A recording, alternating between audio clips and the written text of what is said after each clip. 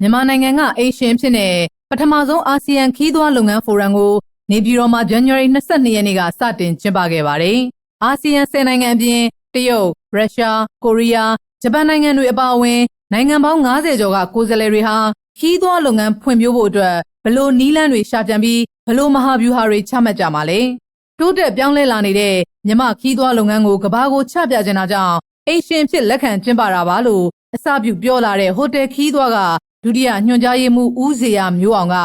အာဆီယံတစ်ခုတည်းသောခီးစဉ်ရည်ရွယ်ချက်နဲ့ဈေးကွက်မဟာဗျူဟာတွေချပြီးပူးပေါင်းဆောင်ရွက်သွားမယ်လို့ဆိုပါတယ်။လာမယ့်နှစ်ခီးသွွားဥယျာဉ်9သန်းလောက်ဝင်လာမယ်လို့မျှော်မှန်းပြီး2013-2020 Master Plan ကို ADB ရဲ့နည်းပညာအကူအညီနဲ့နော်ဝေနိုင်ငံကငွေကြေးထောက်ပံ့ပြီးလှုပ်ဆောင်နေတယ်လို့ပြောပါတယ်။ကျွန်တော်တို့ကအာဆီယံနိုင်ငံဖွဲ့ဝင်နိုင်ငံတစ်နိုင်ငံဖြစ်တဲ့အတွက်ကျွန်တော်တို့ဗမာနိုင်ငံတစ်နိုင်ငံနဲ့မြန်မာနိုင်ငံတစ်နိုင်ငံအနည်းအနေနဲ့ဒီကျွန်တော်တို့ရဲ့ tourism promotion marketing လုပ်တာအပြင်ကိုကျွန်တော်တို့အာဆီယံဆိုတဲ့မူပေါင်းအတွင်းကနေပြီးတော့လည်းကျွန်တော်တို့ပူးပေါင်းပြီးတော့လှုပ်ဆောင်နေပါတယ်အာဆီယံဒီတစ်ခုတည်းသောခီးစဉ်ဒေသဖြစ်ရမယ်ဆိုတဲ့ကျွန်တော်တို့ရည်မှန်းချက်ရှိပါတယ်ကျွန်တော်အဲ့ဒါလည်းကျွန်တော်တို့လုပ်နေပါတယ်အာဆီယံမူပေါင်းတွေကနေပြီးတော့အာဆီယံ marketing strategy ဆိုတာကျွန်တော်တို့ဆွဲပြီးတော့နိုင်ငံအားလုံးကျွန်တော်တို့အာဆီယံ10နိုင်ငံလုံးကိုပူးပေါင်းပြီးတော့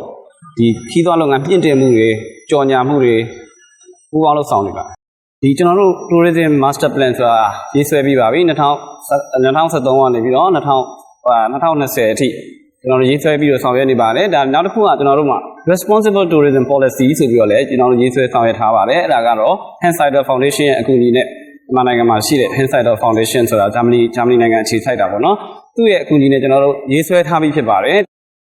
တဘာဝအခြေခံခီးသွွားလုပ်ငန်းနဲ့ရေရှည်တည်တံ့မဲ့ခီးသွွားလုပ်ငန်းဖြစ်ဖို့ဆောင်ရွက်နေပြီးကူတာအိုချင်းပြည်နယ်နဲ့ကယားပြည်နယ်လိုနေရာတွေကိုမြင့်တင်လိုပေမဲ့လမ်းပန်းဆက်သွယ်ရေးမပြည့်စုံလို့မလုံနိုင်သေးဘူးလို့ဆိုပါတယ်။ဇန်နဝါရီ29ရက်နေ့ထိ10ရက်ကြာကျင်းပမဲ့ဒီဖိုရမ်ကိုမြန်မာသမ္မတလည်းတက်ရောက်မိန့်ခွန်းပြောဖို့ရှိပြီးအာဆီယံခီးသွွားထုတ်ကုန်ဖွံ့ဖြိုးရေးမှာမြန်မာကဥက္ကဋ္ဌတာဝန်ယူထားလို့ Eco Tourism Strategy ကိုရေးဆွဲခဲ့တယ်လို့အာဆီယံတပေါင်းနဲ့ခီးစဉ်ဖြစ်ရေးဆွေးနွေးခဲ့တယ်လို့ဆိုလာသူက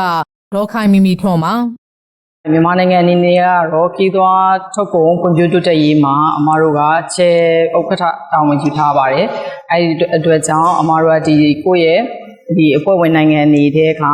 coordinator တွေရှိပါတယ် coordinator တွေနဲ့နေပြီးတော့ဒီအမားတို့ရဲ့ခီးသွွားဆွဲဆောင်မှုဖွံ့ဖြိုးတိုးတက်ရေးအတွက်ကိုသူတို့နဲ့ညှိနှိုင်းပူးပေါင်းပြီးတော့ဆောင်ရွက်ပါတယ်နောက်ပြီးတော့ဒီကဏ္ဍအားလုံးကိုခြုံငုံတဲ့အနေနဲ့ ASEAN Tourism Strategic Plan 2015ကရေးဆွဲပြီးဖြစ်တဲ့အတွက်2016ကနေပြီးတော့2025အထိကိုဆက်လက်ရေးဆွဲဖို့ဆွေးနွေးလျက်ရှိပါတယ်